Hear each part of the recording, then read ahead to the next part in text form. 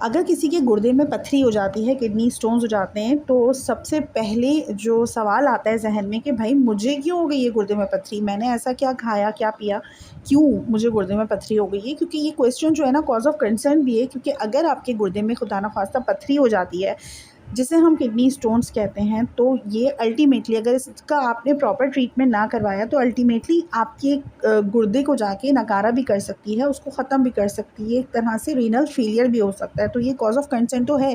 تو گردے میں پتھری کیوں ہوتی ہے، اس کی ڈائگنوسس کیا ہے، اس کے سمٹمس کیا ہیں، اور پھر ہومیوپیتھک اپروچ اس کی کیا ہے، اس حوالے سے آج کے اس ویڈیو میں بات کروں گی۔ میں ہوں ہومیوپیتھک ڈاکٹر ہیرا کومل، اور اس چینل پر آپ کو ہومیوپیتھک میڈیسنز کے حوالے سے گائیڈ کرتی ہوں۔ گردے کی پتھری کی ٹائپس کتنی ہوتی ہیں، اور اس میں کون سی ڈائٹ لینی چاہیے اور کن چیزوں سے اوائڈ کرنا چاہیے، تو ویڈیو تھوڑی لانگ ہو سکتی ہے، بٹ اگر آپ اس سے بچنا چاہتے ہیں تو اس انفارمیٹیو لوڈیڈ ویڈیو کو ضرور دیکھیں۔ گردے میں پتھری، سب سے پہلے تو یہ دیکھتے ہیں کہ جو ہیلدی کڈنی ہوتی ہے اور جس کڈنی میں پتھری ہوتی ہے وہ کس طرح دکھتی ہے۔ یہاں دیکھیے سمپل سی کڈنیز ہیں، ڈائیگرام ہے کڈنی کی، آپ کے گردوں کی، لیفٹ سائڈ رائٹ سائڈ دونوں طرف ہوتے ہیں گردے۔ اب جو لیفٹ سائڈ پہ نا یہ دیکھیں ہیلدی گردہ ہے، اور رائٹ سائڈ پہ گردے میں پتھری ہوئی ہوئی ہے۔ اب اس کی جو پوائنٹس ہیں نا انیٹمی ہے وہ ہم دیکھ لیتے ہیں کہ گردے میں پتھری 4 جگہوں پر ہوتی ہے۔ ٹوٹل ایسی جگہیں 4 ہیں جہاں پر پتھری ہو سکتی ہے، وہ کس ٹائپ کی ہوتی ہے وہ ہم بعد میں بات کریں گے۔ سب سے پہلے تو گردے کا جو یہ ایریا ہے جسے ہم میڈولا کہتے ہیں، یہاں پر دیکھیے، اور اس کے بعد یہاں پہ یورین جمع ہوتا ہے، اس کے بعد میڈولا سے نکلتی ہے، یہ جو یوریٹر ہے یہ نکل رہا ہے، یعنی کہ پیشاب کی نالی نکل رہی ہے۔ تو یوریٹر کا جو پہلا پوائنٹ ہے نا، اسے ہم اپر پورشن کہتے ہیں، کیلکس کا، کیلکس کہتے ہیں اس کو، کیلکس ہے، پھر یہ مڈل ہے جہاں پہ نیچے جاتی ہوئی پتھری دکھ رہی ہے، اور پھر آخر میں لوور سائڈ ہے کیلکس کا جو جا کے بلیڈر سے ملتا ہے۔ اب کڈنی کی جو یوریٹر نکل رہا ہے نا، پیشاب کی نالی نکل رہی ہے، جب یہ جا کر بلیڈر میں یعنی کہ جہاں پہ پیشاب جمع ہوتا ہے یہاں پہ اٹیچ ہوتی ہے، اس کو یوریٹرو ویزائکل جنکشن کہتے ہیں۔ اب کڈنی جو اسٹونز ہوتے ہیں یہ انہی 4 جگہوں پر جمع ہوتے ہیں یا یہاں پر ہوتے ہیں موجود۔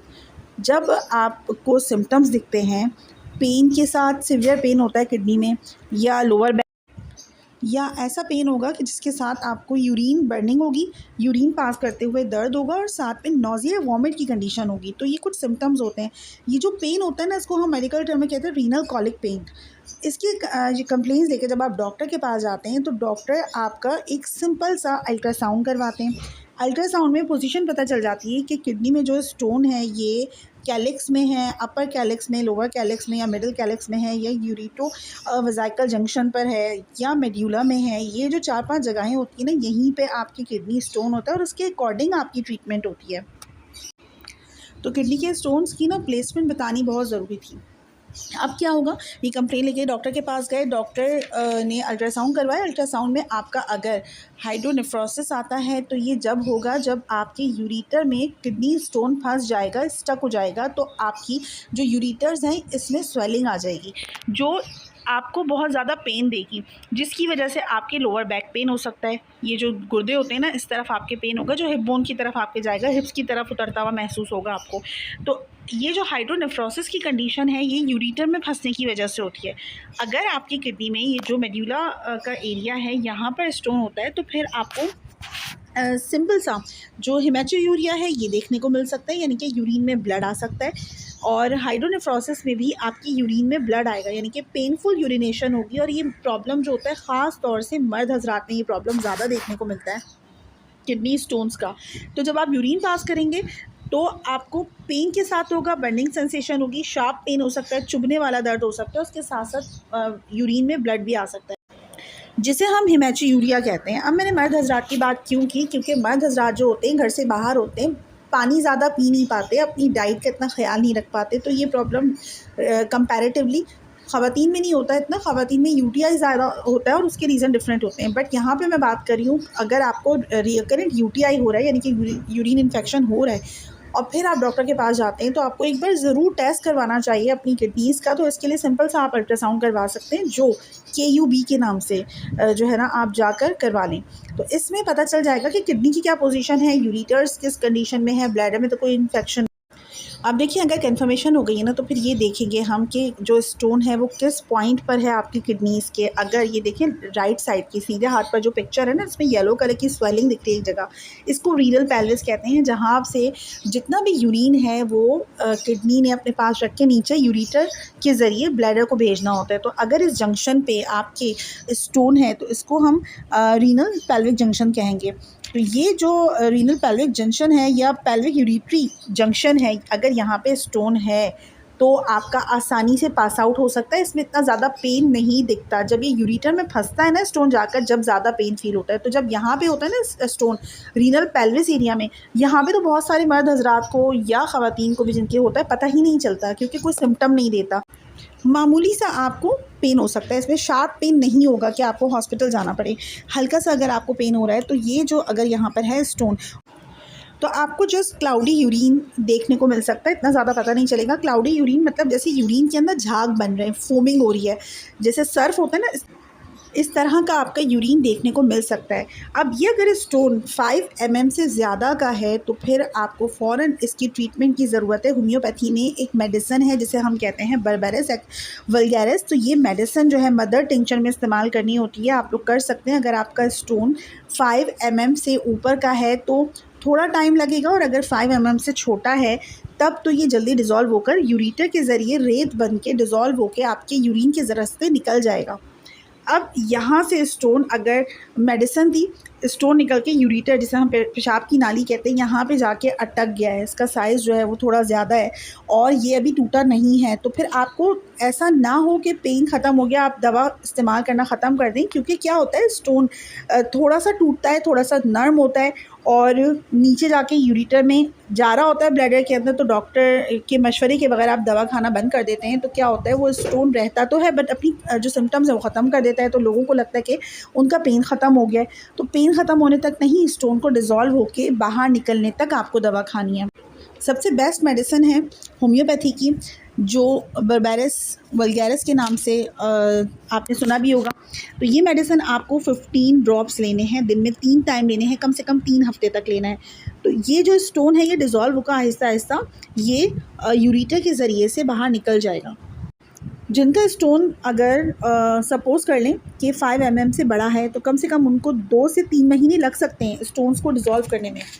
अदरवाइज़ अगर आपने प्रॉपर मेडिकेशन का इंतखाब नहीं किया या इसको आपने इग्नोर किया या इसको सीरियस नहीं लिया तो फिर आपकी किडनी जो होती है अल्टीमेटली फेलियर की तरफ खुदा ना खास्ता जा सकती है। ये स्टोन जो होते हैं ये उन लोगों के बनते हैं जिनका यूरिक एसिड हाई आता है। अगर आपने कभी ब्लड टेस्ट करवाया, यूरिक एसिड हाई है, तो उसको कम करने की फ़ौरन कोशिश करें, क्योंकि ये जाकर किडनी में जो कैल्शियम ऑक्सलेट स्टोन्स हैं, यूरिक एसिड स्टोन्स हैं, वो बना सकता है। और फिर किडनी स्टोन्स ही नहीं, ये फिर आपको बार बार फ्रीक्वेंट यूटीआई भी कर सकता है। और ये बच्चों में भी हो सकता है जो पानी कम पीते हैं, फीमेल्स में भी हो सकता है, मर्द हजरात में ज़्यादा होता है। तो ये जो आर्थराइटिस की कंडीशन है, यूरिक एसिड अगर आपका बढ़ा हुआ है, जिन्हें गाउट होता है उनको ज़्यादा ये इन्फेक्शन होने के चांसेस होते हैं, किडनी स्टोन्स के चांसेस होते हैं।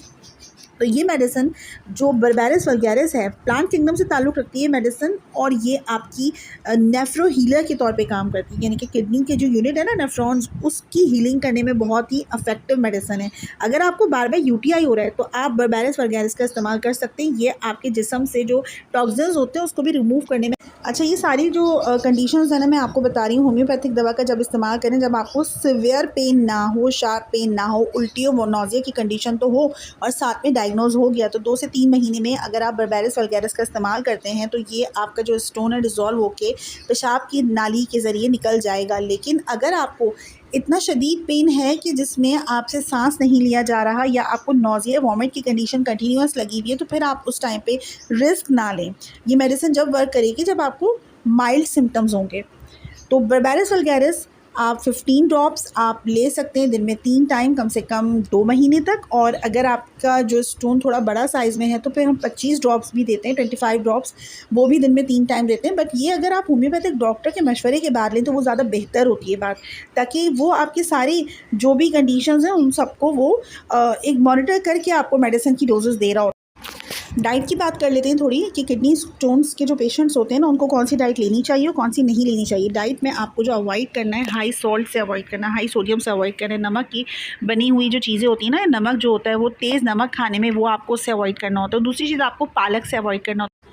पालक के अलावा जो चुकंदर होते हैं ना, चुकंदर नहीं खाने, और जो भिंडियाँ होती हैं ये नहीं खानी है आपको। इसके अलावा आपको जो टमाटर होते हैं इससे भी अवॉइड करना है। ये सारे के सारे ऑक्जेलेट इसके अंदर नाम का कंपाउंड होता है, जो आपके किडनी स्टोन को हार्ड कर सकता है, बड़ा कर सकता है।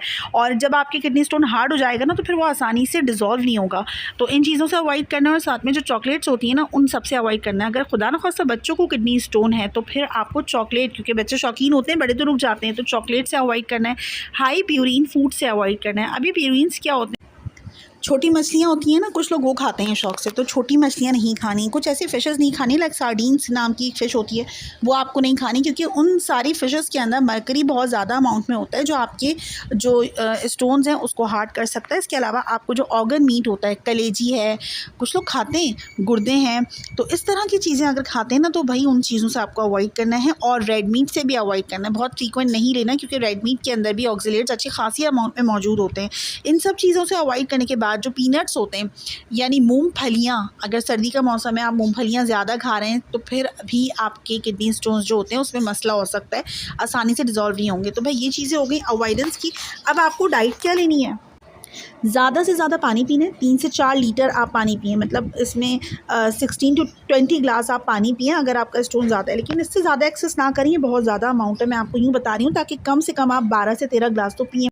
फ्रेश फ्रूट्स लेने, और फ्रूट्स में जो लेमन है, नींबू पानी का इस्तेमाल करें, क्योंकि ये बहुत अच्छा काम करता है किडनी स्टोन्स को घुलाने में। क्योंकि ये जो लेमन होता है ना, लेमन वाटर, ये आपकी पीएच को नॉर्मलाइज़ करता है, अल्कलाइन करता है। जो किडनी स्टोन्स होते हैं ना, वो तेज़ाबी पीएच में, एसिडिक पीएच में ज़्यादा बढ़ते हैं, ज़्यादा हार्ड हो जाते हैं, तो अल्कलाइन पीएच की डाइट आपको लेनी है।